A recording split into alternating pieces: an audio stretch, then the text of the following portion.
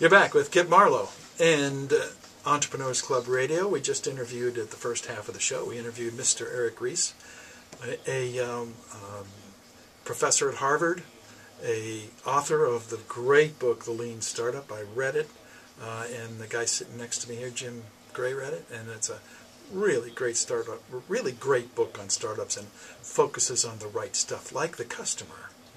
Also in the studio with us is Mr. Glenn Levar of Shared Time Human Resources Management, and we wanted Glenn in because you can be a human resources guy and be lean as well.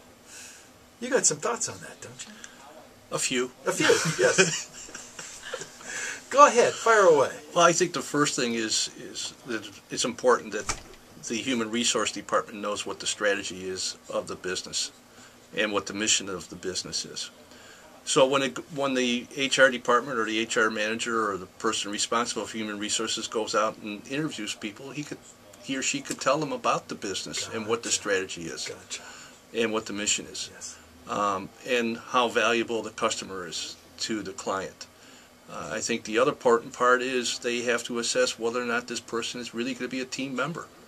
There's a lot of team. It's continuous improvement. It's working with people. It's ideas.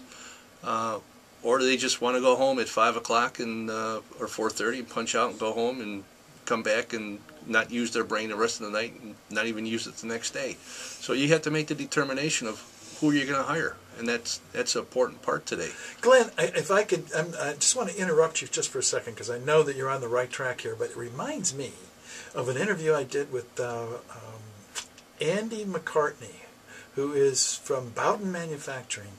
And Andy doesn't hire people. His people hire the people. And the biggest thing that they check with the people when they interview them is whether he or she can work with them as a team. More important than skills, more important than anything else on their list of various things that they have criterion for on recruiting people. Well, and that's important. What you just said is important because most of my clients want to do it differently. Yes. And each company is a little bit different than the other. And you can always teach skills, but if you're not a team player, you're never going to be a team player.